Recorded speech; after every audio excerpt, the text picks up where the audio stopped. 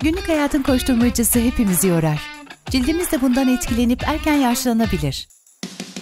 İçerisindeki kolajen ve E vitamini ile hücreleri yeniler, Arnica Montana etkisiyle morlukların ve lekelerin giderilmesine yardımcı olur.